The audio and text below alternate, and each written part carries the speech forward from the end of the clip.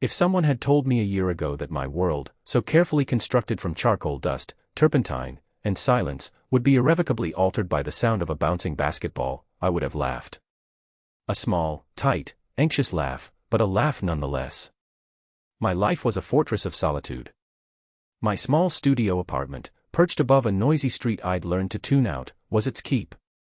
The walls were my own, plastered with unfinished canvases and anatomy sketches. The air was mine, thick with the smells of oil paint and gesso. The silence was mine, a comfortable blanket I wrapped myself in every single day. I was Leo, the quiet art student. The ghost in the back of the lecture hall, the observer, the one who captured life in pencil and pigment but never truly felt a part of it. And then there was Caleb. Caleb was not silent. Caleb was a symphony of noise, a force of nature crammed into the 6'4" frame of the university's star basketball player. He was the roar of the crowd in the stadium, the confident swagger in the hallways, the easy laughter that echoed in the campus coffee shop. I saw him from a distance, always. A figure moving through a world I only ever sketched from the periphery. He was a composition of broad shoulders and powerful grace, a study in kinetic energy. To me, he was less a person and more a concept. The Sun King, orbited by a court of jesters and admirers, while I was a forgotten gargoyle, watching from the shadows of the cathedral. We existed in different ecosystems, on different planes of existence. The only space our orbits ever intersected was in the stale, artificially lit air of ARH 305, Survey of Renaissance Art. A mandatory humanities credit for him, a foundational course for my degree. It was a laughable juxtaposition. He would slouch in the front row with his teammates, a bored titan in a university-branded sweatsuit, occasionally spinning a pen through his fingers with the same dexterity he used to spin a basketball. I sat in the very back corner, my sketchbook open, ostensibly taking notes but mostly just drawing the sharp line of his jaw when he turned to laugh at something one of his friends whispered. The distance between us wasn't just the 30 feet of tiered seating.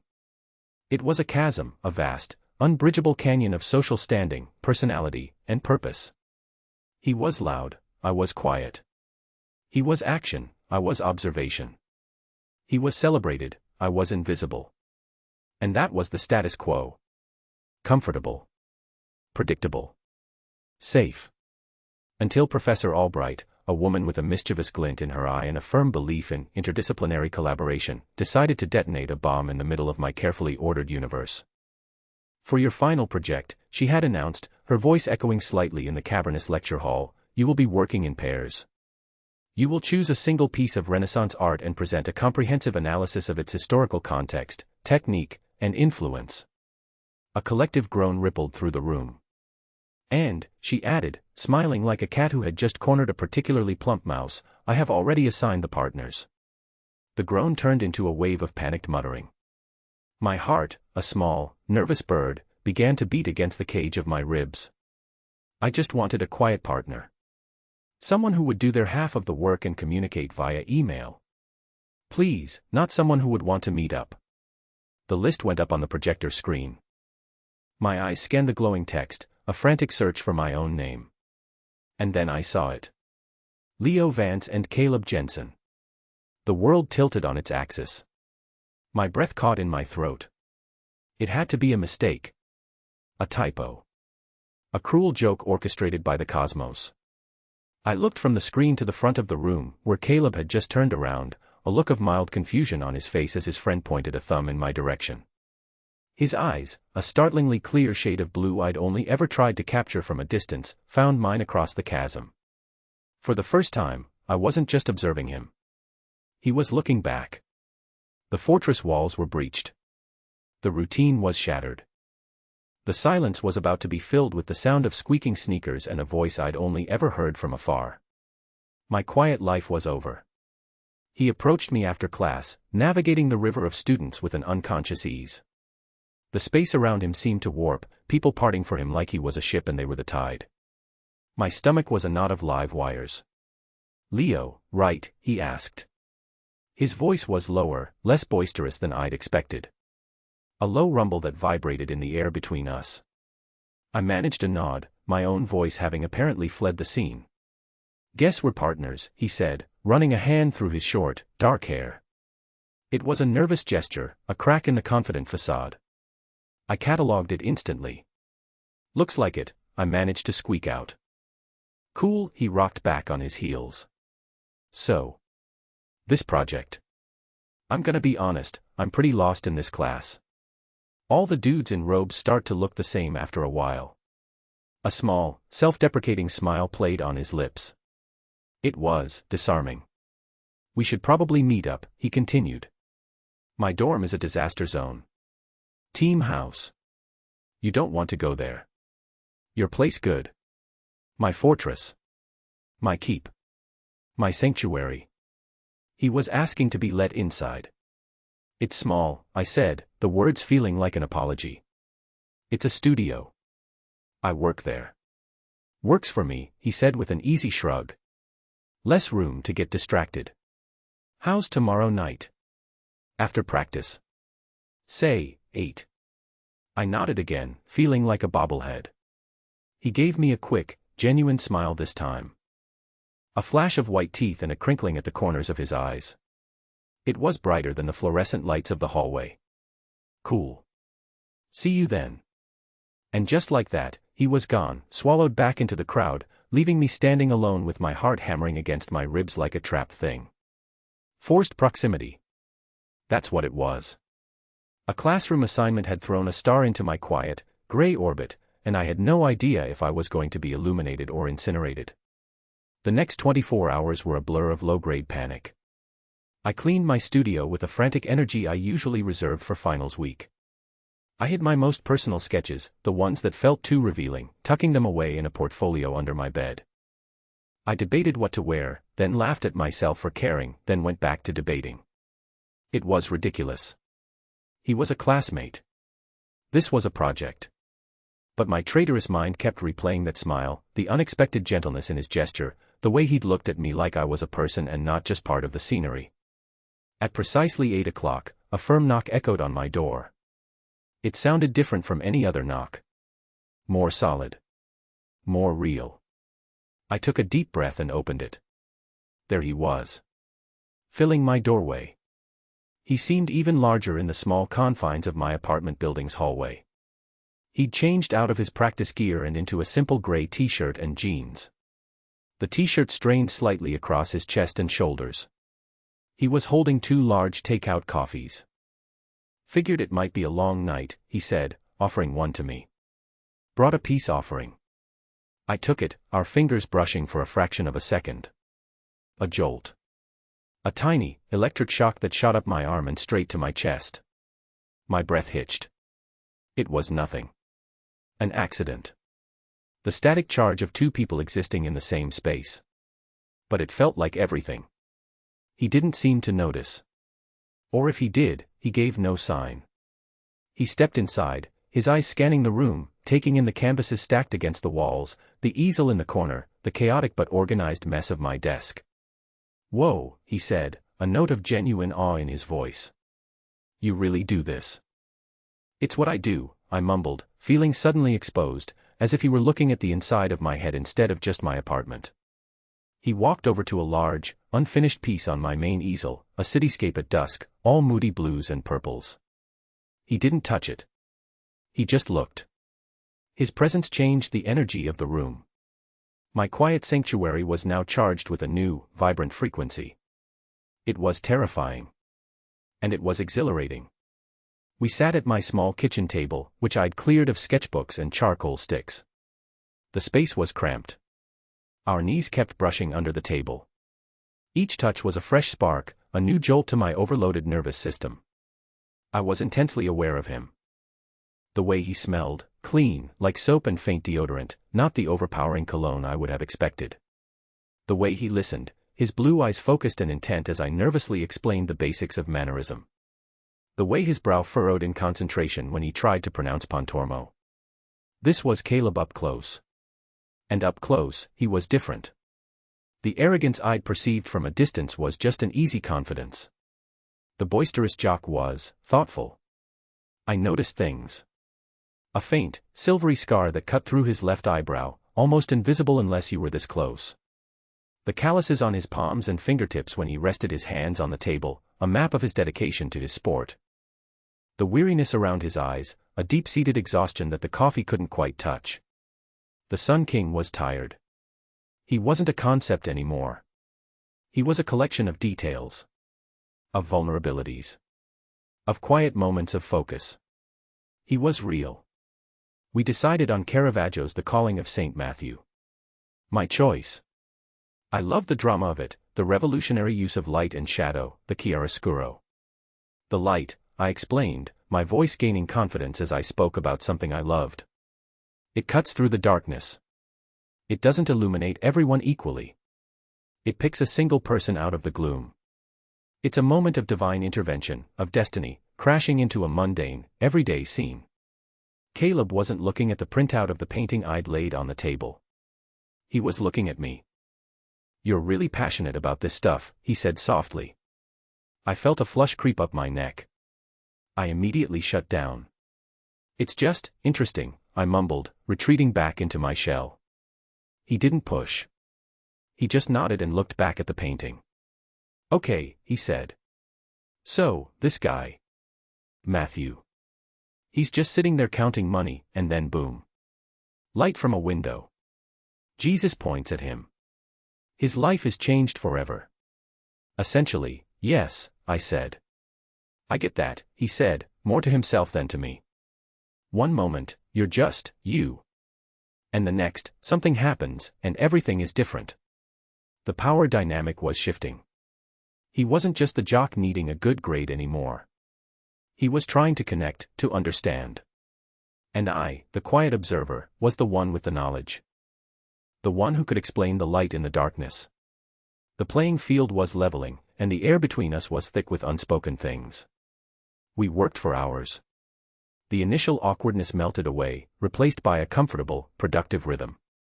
I would explain a concept, and he would rephrase it in his own words, asking sharp, insightful questions that proved he was more than just a pretty face with a good jump shot.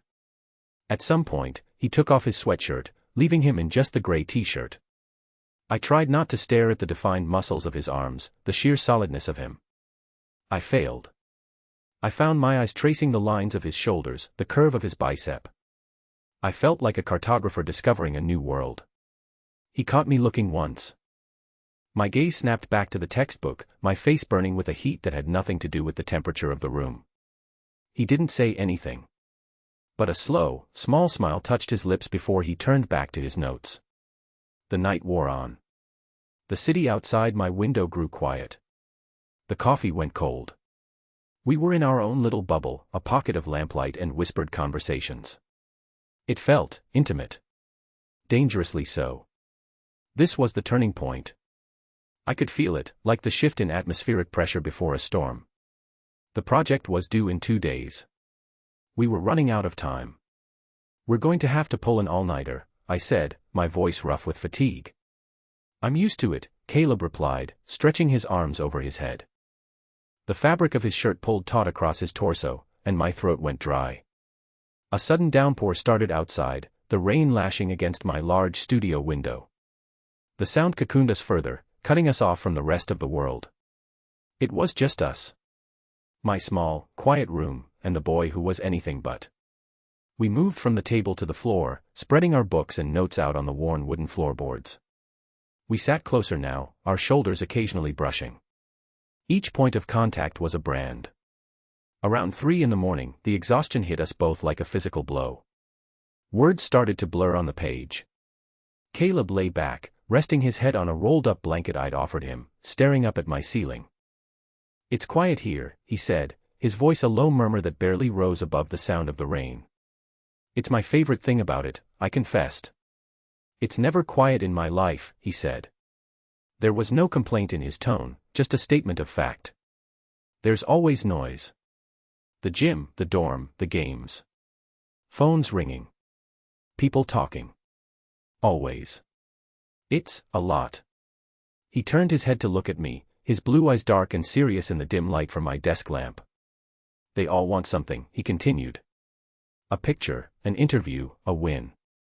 My parents want me to go pro. My coach wants another championship.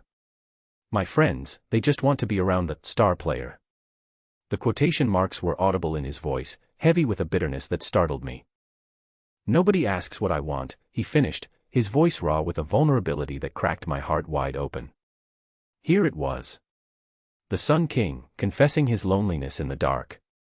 The silence that followed was different. It wasn't empty. It was filled with his confession, with the weight of his hidden sadness. I didn't know what to say. The words were lodged in my throat. So I did the only thing I could think of. I reached out and put my hand on his arm. Just a simple, grounding touch. His skin was warm. His muscle was solid beneath my palm. He stopped talking. He just looked at my hand on his arm, then up at my face. His expression was unreadable. My heart was a frantic drum against my ribs. What have I done? I've crossed a line. I've misread everything. I started to pull my hand back, my face flooding with shame. But he moved faster. His hand came up and covered mine, holding it there against his arm. His fingers were long and warm, his grip gentle but firm. He didn't let go. The rain drummed against the glass. The lamp cast long shadows on the floor. The entire universe had shrunk to the point of contact between our hands. He shifted, propping himself up on one elbow, bringing his face closer to mine. Leo, he whispered. My name on his lips was a revelation. He was so close I could see the flecks of gold in his blue eyes. I could feel the warmth of his breath on my skin. My mind went completely blank. There were no thoughts. No anxieties. No overanalysis. There was only him. He leaned in slowly, his gaze dropping from my eyes to my lips. It was a question. A hesitant, silent request for permission. I gave it with a slight, almost imperceptible nod. And then he kissed me. It wasn't a frantic, passionate crash. It was slow. Tentative. Unspeakably gentle. His lips were soft, questioning. It was a kiss of discovery, of shared loneliness, of a quiet understanding that passed between us without a single word. It was the most honest thing I had ever felt. I kissed him back, a wave of feeling so immense it almost drowned me, longing, and fear, and a hope so fierce it hurt. When we finally broke apart, we just looked at each other, our breath mingling in the small space between us. His hand was still covering mine on his arm. Oh, he breathed out, a sound of soft surprise. Yeah, I whispered back. We finished the project in a state of dazed, electrified silence, our bodies angled toward each other, our hands brushing every time we reached for the same book. When the sun began to filter through my window, painting the room in pale gray light, we were finally done. Exhausted, we collapsed onto my bed, not with any intention, but because it was the only soft surface. We fell asleep fully clothed, facing each other, the rhythm of his slow, deep breathing the last thing I heard before I drifted off. For the first time in my life, the silence wasn't empty. It was shared. I woke up to sunlight streaming into the room. And I woke up alone. The space next to me in the bed was cold. Panic, cold and sharp, stabbed through the lingering haze of sleep. I sat up, my heart starting its frantic, familiar rhythm of anxiety. His sweatshirt was gone. His shoes were gone. He was gone. My eyes scanned the room, desperate for some sign. And then I saw it. A small, folded piece of paper on my bedside table. My hand trembled as I picked it up. It was a page torn from his notebook. His handwriting was a rushed, angular scrawl. Had to get to morning practice. Left the flash drive on the table. You're a lifesaver. See you in class. That was it. No mention of the kiss. No mention of the conversation, of the confession, of falling asleep in my bed. Just a hurried, practical note. You're a lifesaver. The words felt like a slap. I was a means to an end. A tutor. A project partner who had helped him secure a passing grade. The intimacy, the vulnerability, the kiss, it must have been a mistake. A product of exhaustion and late-night confessionals. He regretted it. Of course, he regretted it. The familiar chorus of my own self-doubt started its song in my head. Why would someone like him want someone like you? You're quiet. You're strange. You live in a cluttered room that smells like chemicals. He's the Sun King. You're a shadow. The joy and hope from the night before curdled in my stomach, turning into a sick, heavy dread. I had let him in. I had opened the gates to my fortress. And he had walked in, taken what he needed, and left before the sun was even fully up. The silence of my apartment was back. But it was different now. It wasn't a comforting blanket anymore. It was a suffocating shroud, thick with his absence. The air still held the faint scent of his deodorant. The indentation of his head was still on the pillow next to mine. He was everywhere and nowhere at once. I went to class that day feeling hollowed out, a fragile shell of a person. I handed in the project, our names side by side on the title page. Leo Vance and Caleb Jensen. A cruel joke. I saw him across the lecture hall. He was back with his friends, back in his rightful place at the center of his own universe. He was laughing at something, the sound echoing in the large room. It sounded different to me now. Brittle. Forced. Or maybe I was just projecting my own misery onto him. He caught my eye for a split second. There was no smile. No warmth. Just a quick, tight nod of acknowledgement before he immediately turned away, his shoulders tense. The door slammed shut in my face. The chasm between us had reappeared, wider and deeper than ever before. The next few days were a special kind of hell. A return to my old solitude, but a tainted version of it. Every quiet moment was a reminder of the shared quiet we'd had. Every smell of turpentine was a reminder of his scent that had filled my room. I tried to paint, but my hands felt clumsy and useless. I stared at blank canvases for hours, my mind a static-filled television screen. I saw him on campus. Once, walking across the quad, surrounded by his team.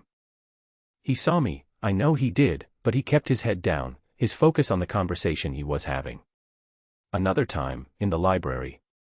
Our eyes met over a row of bookshelves. A flicker of something, panic. Regret, crossed his face before he turned and quickly walked down another aisle. The silence stretched. It was an active, aggressive silence. It was a rejection. Each non-interaction, each avoided glance, was another twist of the knife. The hope that had bloomed in my chest that night in the studio withered and died, leaving behind only the thorny stems of shame and regret. I had been a fool. I had mistaken a moment of weary vulnerability for a genuine connection. I retreated further into myself, rebuilding the walls around my fortress higher and thicker than before. This time, I cemented them with the bitter mortar of a lesson learned. Don't let anyone in. It's safer that way. A week after we'd turned in the project, a knock came at my door. It was late. After 11. My heart leaped into my throat, a stupid, hopeful, traitorous thing. I told myself it was my neighbor. Or a delivery for the wrong apartment. It couldn't be him. I opened the door a crack, my body tense. It was him. Caleb stood in the dim hallway, looking awful. He was wearing the same gray t-shirt from that night, but it was wrinkled. There were dark circles under his eyes, deeper than before. The confident swagger was gone, replaced by a heavy, world-weary slump in his shoulders. He looked lost. "Can I come in?" he asked, his voice low and rough. My mind screamed no. It's a trap. Protect yourself. My mouth said, okay. I opened the door wider, and he stepped inside. The room immediately filled with his presence again, but this time it was a tense, anxious energy that vibrated in the air. He didn't look at my paintings. He just stood in the middle of the room, his hands shoved into his pockets, his gaze fixed on the floor. I closed the door, my back leaning against it, using it as a shield. The silence stretched, thick and suffocating. "We got an A," I said finally, just to break it. My voice sounded thin and reedy. "I know," he said, not looking up. "Professor Albright emailed me. She said it was one of the best papers she'd seen in years." "You did half the work," I said, a defensive edge to my tone. "No, I didn't," he said, finally looking up at me. His eyes were filled with a misery that mirrored my own. "You did the work. I just was there." He took a hesitant step closer. "Leo, I'm sorry." The words hung in the air between us. "I'm sorry I left like that," he said, his voice cracking on the last word. "And I'm sorry I've been avoiding you." I'm a coward. I just stared at him, my arms crossed tightly over my chest. The walls were still up. I freaked out, he confessed, running a hand through his hair in that same nervous gesture. I woke up, and you were there, sleeping, and it was perfect.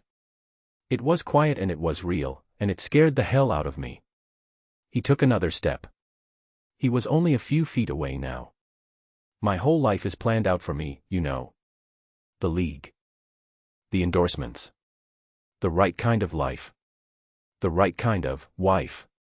He said the word like it was a foreign object in his mouth. And then, that night. With you. It felt more real than any of it. And that terrified me. What it meant. What I would want to give up. My anger, my hurt, began to dissolve, replaced by a dawning, fragile understanding. He wasn't running from me. He was running from himself.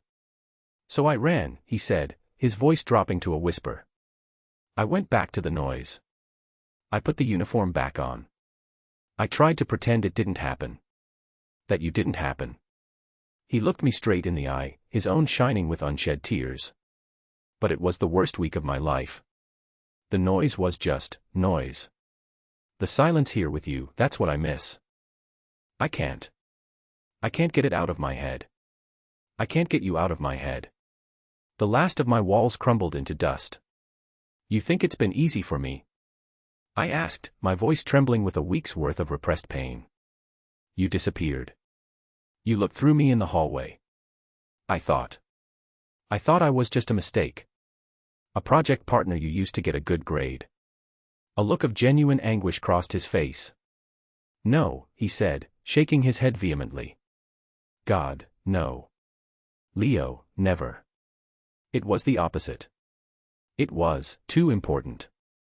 And I was too scared to handle it. He closed the remaining distance between us, stopping right in front of me. He didn't touch me. He just stood there, letting me see all the fear and confusion and longing he'd been hiding. This is all new to me, he said, his voice barely audible. This feeling. I don't know what I'm doing. But I know that avoiding you, pretending that kiss didn't happen, it feels like I'm suffocating. Me too, I whispered. Slowly, hesitantly, he lifted his hand, his fingers gently brushing against my cheek. The touch was electric. It was a question, just like his kiss had been. Are we okay? Can we fix this? I leaned into his touch, closing my eyes for a second, a silent answer. A tear I didn't know I'd been holding back slipped down my cheek. He wiped it away with his thumb. I don't want to be a coward anymore, he said. And then he kissed me again. This time, there was no hesitation. It was a kiss of apology, of relief, of 1,000 things left unsaid. It was desperate and needy and wonderful. I wrapped my arms around his neck, pulling him closer, and he wrapped his around my waist, lifting me slightly off the floor. We were both admitting the same thing. This was frightening. And it was what we both wanted. He didn't leave that night. And he didn't leave the next morning. I woke up to the smell of coffee. I opened my eyes, and he was there, moving around my small kitchen, a comfortable, domestic presence in the morning light. He was wearing a pair of my gray sweatpants, which were comically short on him, and one of my old t-shirts. He looked ridiculous. He looked beautiful. He turned and saw me awake, and a slow, warm smile spread across his face. Morning, he said, his voice soft. Morning, I replied, my own voice thick with sleep. There was no anxiety. No dread. Just a quiet, peaceful certainty. He brought me a mug of coffee, sitting on the edge of the bed. So, he said, his expression turning serious. I don't want to hide this. I don't want to hide you. My heart did a little flutter. What does that mean? I asked. It means, he said, taking my free hand in his, that I'm walking you to your next class today. And if anyone has a problem with it, they can talk to me. It was a simple thing. Walking across campus. But it was everything. It was a public declaration. A choice. Later that day, he did exactly that. He met me outside the arts building, in the bright afternoon sun. He took my hand in his, lacing our fingers together. His hand was so much larger than mine, his grip warm and protective. We walked across the main quad. I could feel the stares. I could hear the whispers. My anxiety flared, a familiar instinct to pull away, to hide. But Caleb just squeezed my hand, a silent reassurance. He kept his eyes forward, his head held high. He was the Sun King, and he was walking next to me. He wasn't just letting me into his light. He was standing with me in mine. That one small act was the symbolic gesture, the key to a new reality. Our lives began to merge in small, quiet ways. His post-practice exhaustion found a home on my lumpy sofa. My charcoal sketches started to feature a recurring subject with broad shoulders and a thoughtful expression. He'd bring takeout, and I'd try to explain the color theory I was working on. He'd study his playbook at my kitchen table while I painted, the comfortable silence punctuated by the scratch of my brush on canvas and the flip of his pages. My fortress of solitude became our shared sanctuary. The silence I had once hoarded for myself became a language we both spoke. It was a silence filled with the soft sound of his breathing as he slept next to me. A silence filled with mutual understanding as we sat and read in the same room. A silence filled with the comfortable weight of his arm around me as we watched a movie. His world and my world, once so separate, had collided and reformed into something new. Something better. There were hard days. His teammates were confused, some of them hostile. He lost a few friends who couldn't understand. He had a tense, difficult phone call with his father that left him quiet and withdrawn for days. But he never pulled away from me. He would just show up at my door, his eyes weary, and let me hold him until the tension left his shoulders. I was his quiet place. His refuge from the noise. And he was my connection to the world. He dragged me to parties, holding my hand firmly, a silent anchor in the swirling sea of people. He came to my student art show, standing proudly next to my collection of moody cityscapes, telling anyone who would listen how brilliant I was. He showed me that my fortress didn't need to have walls so high. That it was okay to let the world in, as long as you had a safe place to return to. I look back at the person I was before him, the ghost in the back of the class, the boy who was more comfortable with shadows than with people. I thought my life was complete, that my solitude was a choice I had made. But it wasn't. It was a defense mechanism. Caleb wasn't a disruption to my carefully ordered life. He was the plot twist I never saw coming. He was the beam of light in a Caravaggio painting, cutting through the gloom, picking me out of the shadows, and calling me into a new, more vibrant existence. This morning, I woke up to the smell of coffee and the sound of his low, rumbling voice humming along to some song on the radio. He was standing at my easel, looking at my latest work, a portrait of him, asleep in the morning light that streamed through my window.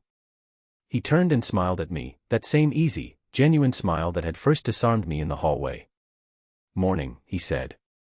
"Morning," I replied, my heart full of a quiet, steady peace. The Sun King in my studio. The star player in my kitchen. The loud, chaotic, wonderful boy who had taught my silent heart a new song. Our life wasn't a grand, dramatic masterpiece. It was a series of quiet sketches, of shared mornings, of comfortable silences. And it was more beautiful than anything I could ever hope to paint. It's funny how we build walls to protect ourselves, not realizing we might be walling off the very thing that could make us whole. My quiet world was safe, but it was also small. Caleb's arrival felt like a siege, but it was actually a liberation. Have you ever had someone break down your walls, only to find out they were helping you escape a prison of your own making? Let me know in the comments below what you think about taking emotional risks, and how love can find us in the most unexpected of places. And if you enjoyed this story, please consider subscribing for more tales of connection and quiet courage.